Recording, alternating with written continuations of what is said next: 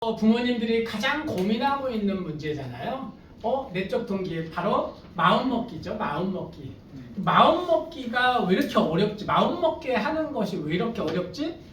근데 사실은 마음 먹는 건 아까 어렵지 않다라고 그랬죠. 그냥 먹으면 돼요. 물론 먹기 전까지는 어렵긴 하지만 먹은 다음에는 너무 쉬운 것이 바로 마음 먹기인데요. 근데 마음 먹기로 끝나는 동기라고 하는 것은 마음 먹는 동기도 있지만 또 한 가지 동기가 있어요. 무슨 동기가 있을까요? 지속하게 하는 동기가 있습니다. 지속하게 하는 동기. 그러면 마음 먹게 하는 동기와 지속하게 하는 동기를 조금은 나누어서 생각해 볼 필요가 있어요. 그래서 그 동기에 대한 이야기를 오늘 좀 해보도록 하겠습니다. 어떻게 하면 마음 먹게 할까? 어떻게 하면 지속하게 할까? 자, 동기란 어떤 행동을 일으키게 하는 외적, 내적 요인을 의미합니다. 외적인 요인을 우리가 보통은 인센티브라고 합니다. 외적 동기라고 하고요. 내적 요인은 다른 데서 오거든요. 내적 동기 이렇게 이야기해요. 외적 동기가 있고 내적 동기가 있네요. 외적 동기는 무엇이고 내적 동기는 무엇일까요? 오늘 그 얘기하고 어떻게 하면 그것을 만들어갈 수 있을까에 대한 이야기를 한번 해보도록 하겠습니다. 외적 동기와 내적 동기예요. 외적 동기는 두 가지를 크게 생각하시면 돼요. 첫 번째는 보상이에요. 인센티브입니다. 너 이거 하면 이렇게 해줄게. 너 숙제 다 하고 나면은 게임 30분 하게 해줄게. 이게 보상이죠. 두 번째는 회피에 대한 욕구도 있어요. 너 이거 안 하면 그 게임 못 하게 한다. 너 이거 안 하면 TV 못 봐. 너 이거 안 하면 휴대폰 하루 압수 뭐 이런 거 있잖아요. 네. 그것이 회피. 그리고 회피 동기라는 게 뭐냐면 뭔가를 손해를 피하기 위해서 하는 동기를 말해요. 제가 전에 이거에 대해서 기가 막힌 예를 하나 들었는데 우리 연구소장님 아들 이야기입니다. 아들이 고등학교 때였대요. 고등학교 때 오래전 얘기인데 제가 기억하고 있어요. 이 아들이 국어 시간에 숙제가 있었다고 합니다. 숙제가 뭐였느냐? 용비 어천가 외우기였대요. 그랬는데 안 외웠대요. 근데 안 외웠는데 한 반에 한 30명, 뭐 30여 명 이렇게 돼 있는데 그날 한 명씩 나와가지고 외우라고 하더래요. 그러니까 나와서 외우는데 어떤 순서로 했냐면 그 전에 본 국어 성적 순으로 뒤부터 나와가지고 해가지고 근데 어디서 앞에 나와서 한 게 아니라 뒤에 가서 아이들은 이렇게 앞에 보고 앉아있는데 뒤에 가서 나와가지고 못 외우면 엉덩이를 퍽 5대인가를 때렸다고 합니다. 네.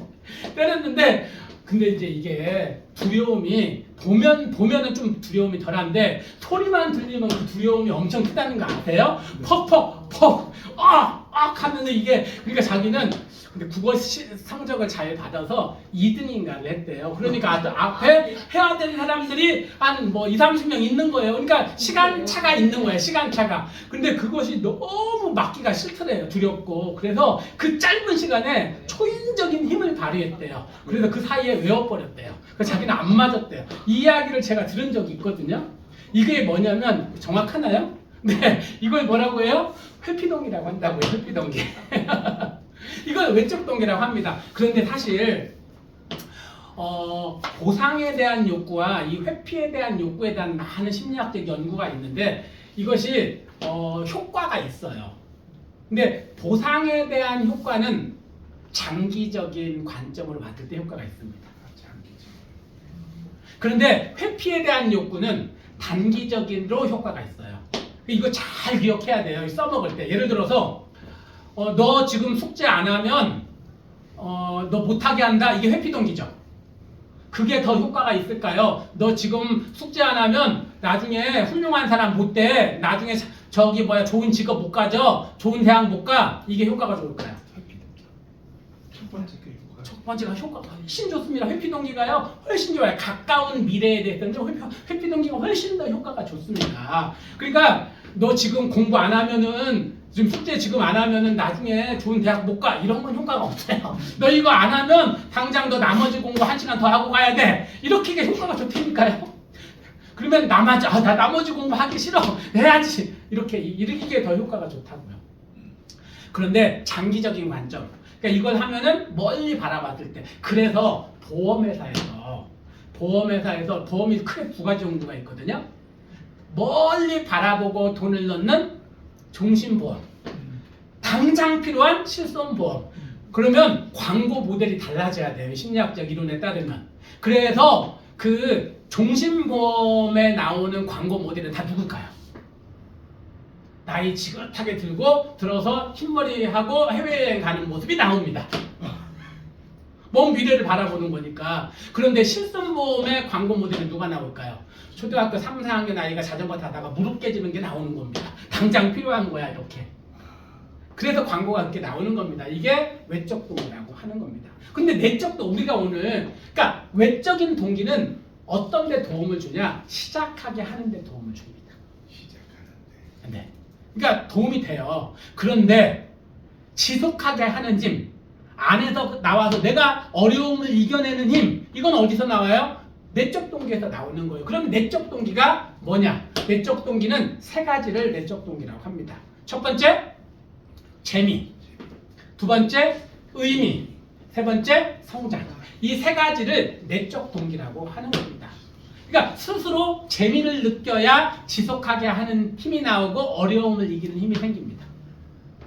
그리고 지금 하고 있는 일의 의미, 왜 이것을 하고 있는지를 알아야 지속할 수도 있고, 그리고 어려움을 이겨내는 힘도 생겨요.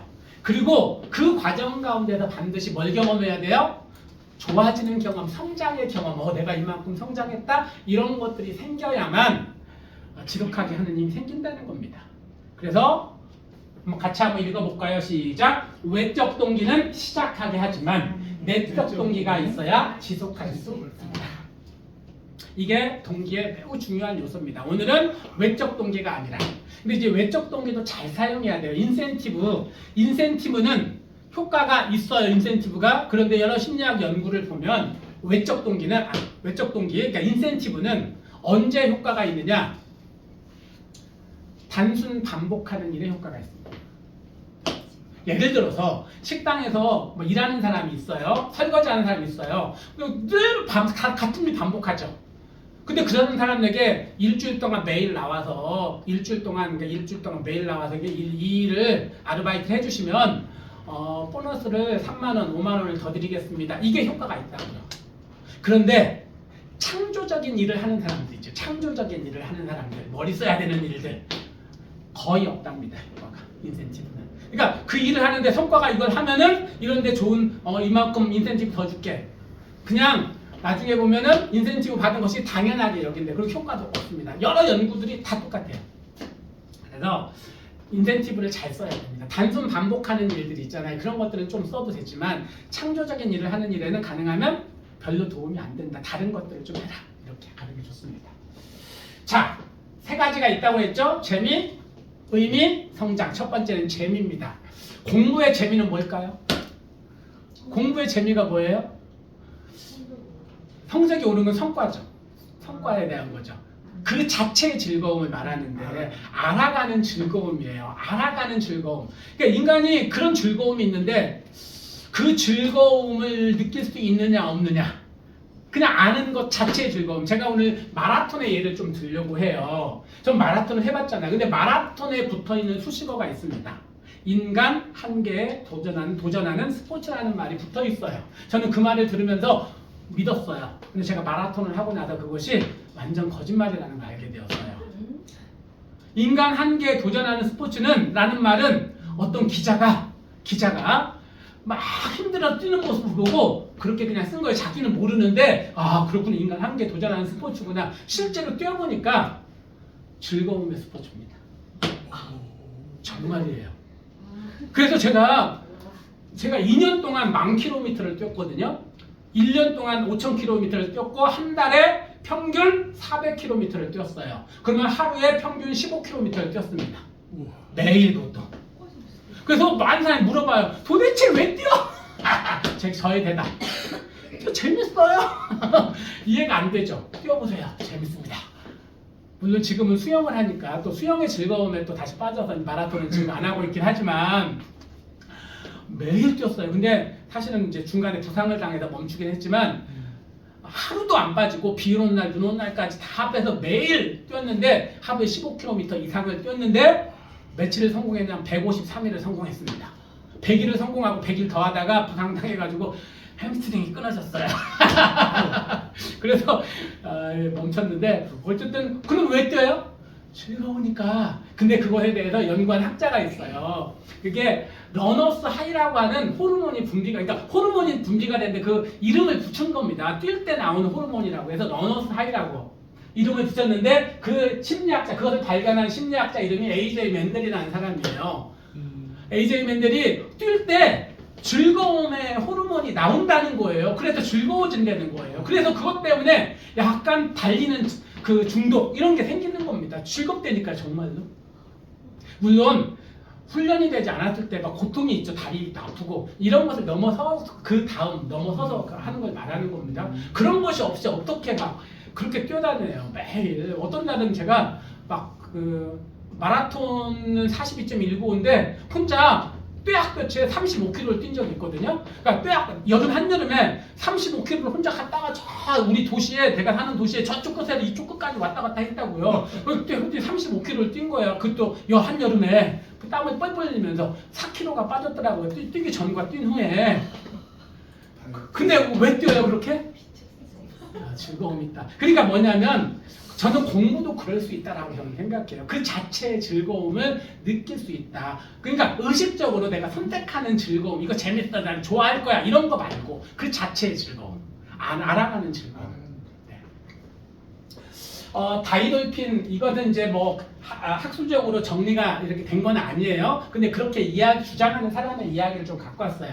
이게 뭐냐면 다이돌핀이라는 호르몬이 나오는데 언제 나오느냐? 뭔가 감동이나 깨달음, 뭔가 아주 아름다운 예술 작품을 보거나 음악을 듣거나 뮤지컬을 보거나 그런 뭔가 깨달음을 얻었을 때 감동, 울컥하는 뭔가가 나오지 있죠. 그때 호르몬이 분비가 되면서 그런 등줄기에서 흐르는 전율 같은 게 생기는 것이고 그때 호르몬이 분비가 되는데 그 호르몬이 일반적으로 우리가 말하는 엔돌핀의 뭐 4000배가 된다 이렇게 이야기할 만큼 강력한 에너지가 분비가 된다. 그런데 그 비슷한 깨달음이잖아요. 공부하는 즐거움. 뭔가 다 알아갈 때 그렇구나 힘들지만 그것을 알면 내적 동기가 생긴다. 거기까지 우리 아이들이 가기를 바랍니다. 자, 두 번째로 갈게요. 의미라는 거 뭐예요? 내가 뭔가를 할 때 왜 이것을 하는가 그 이유를 말하는 거죠. 그 의미의 정의를 내려볼게요. 의미라는 게 뭐냐면 시작과 끝을 아는 겁니다. 시작과 끝을 아는 게 의미예요. 내가 왜 이것을 시작하고 어디까지 가야 돼? 이것을 아는 거. 그러니까 의미를 모른다는 것은 왜 시작하는지도 모르고 어디까지 가야 될지를 모르면 의미를 모르는 겁니다. 자, 그거에 대한 예를 한번 들어볼게요. 이건 자주 많이 들었던 예죠. 그 한 신부가 돌을 다듬는 석공에게 물어봅니다. 당신 지금 뭐 하고 있습니까? 그러자 세 부류의 석공이 있었다는 거예요. 첫 번째 석공은 보면 몰라요. 돌 다듬고 있잖아요. 이렇게 이야기한 겁니다. 두 번째 석공에게 물어봤더니 다 먹고 살기 위해 지금 돌 다듬고 있습니다. 이렇게 얘기하는 것이고요. 세 번째 석공에게 물어봤더니 저는 여기에 세워질 새로운 성전을 건축하는 데 놓일 주춧돌을 쌓고 다듬고 있습니다. 이렇게 대답했다는 거예요. 자, 우리식으로 공부하는 아이한테 영어 공부나 수학 공부하는 아이에게 물어봤어요. 그럼 첫 번째 아이로 보면은 보면 몰라요. 그냥 숙제하고 있잖아요. 이렇게 얘기하는 것이고 두 번째는 나중에 다 잘 먹고 잘 살려고 혹은 좋은 대학 가려고 이렇게 얘기하는 거잖아요. 세 번째 아이는 그보다 더 큰 미래를 본 거죠. 저의 비전과 꿈이 이런 건데 이걸 이루려고 지금 이걸 하고 있는 겁니다. 그러니까 내가 지금 작은 이런 일이라도 하고 있는 수학 문제 한 문제를 풀어도 내 삶의 인생의 전체와 연결할 수 있는 힘을 뭐라고 한다? 그걸 의미라고 하는 거예요. 그러니까 의미는 시작과 끝을 아는 겁니다. 이것을 우리가 의미라고 합니다. 그러니까 내가 하고 있는 일의 이유, 공부하는 학생이라면 내가 왜 공부를 하고 있고 어디까지 가려고 해? 그냥 잘 먹고 잘 사는 것으로 끝나는 것이 아니겠죠. 내 인생의 꿈과 비전까지 연결이 돼야 된다는 겁니다. 이것을 의미라고 하는 겁니다. 그것이 있을 때 내적 동기가 생긴다. 그러니까 삶의 목적의식이 있을 때 강력해지는 거예요, 동기가. 자, 세 번째로 갈게요. 세 번째는 성장인데요. 우리가 뭔가를 배우고 공부하고 배우고 해서 뭔가를 알아가고 지적인 능력이 커져.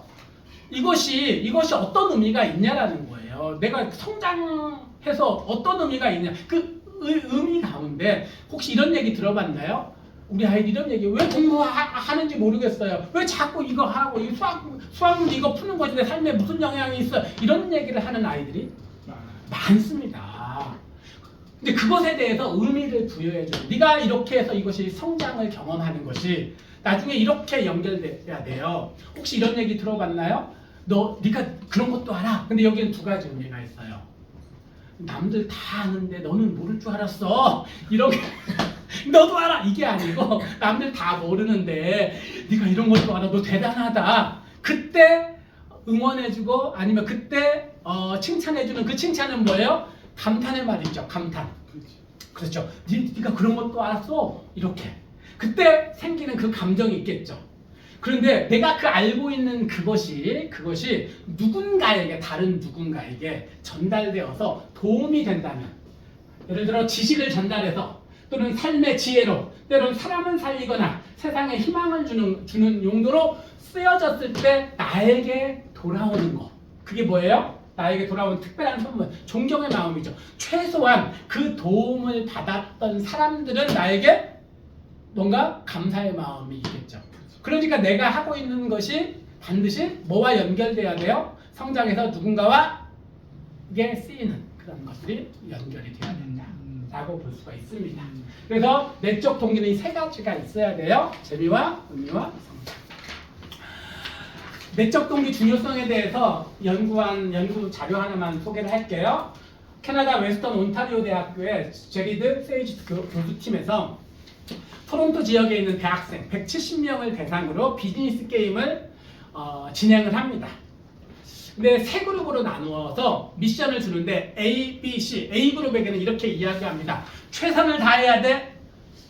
우리가 시험 볼 때 아이들한테 하는 얘기 아닌가요? 최선을 다해 이렇게. 그러면 아이들의 반응은 어떨까요? 그러니까 반응이 아니고 아이들은 어떤 느낌을 받을까 하면 역으로 한번 추적을 한번 해보세요. 누군가가 더 최선을 다해야 돼 그러면은 최선을 안 하고 있나 이렇게 생각할까요? 압박감을 느낍니다. 최선 다해야 돼. 누군가가 권위자가 부모나 선생님이 최선 다해야 돼 이렇게 이야기하면. 근데 두 번째 그룹은 목표를 달성해야 되는데 이런 거죠. 너 이번에 반드시 95점 맞아야 돼. 95점 못 맞으면 가만 안 둬. 이게 두 번째 그룹이죠. 위협이죠, 위협. 그러니까 권위자가 목표를 달성해라고 위협하는 거죠. 근데 우리 A그룹과 B그룹의 말을 우리가 많이 한다는 거예요. 부모가 되어서도 하고 선생님이 되어서도 그런 얘기를 많이 한다는 거예요. 근데 C그룹입니다. C그룹은 스스로 목표를 세워봐. 그리고 목표를 이루기 위한 전략과 계획을 짜봐. 이렇게 얘기했어요. 그리고 8번의 라운드를 돌면서 성과를 측정을 합니다. 누가 가장 좋은 성과가 났을까요? C그룹이겠죠.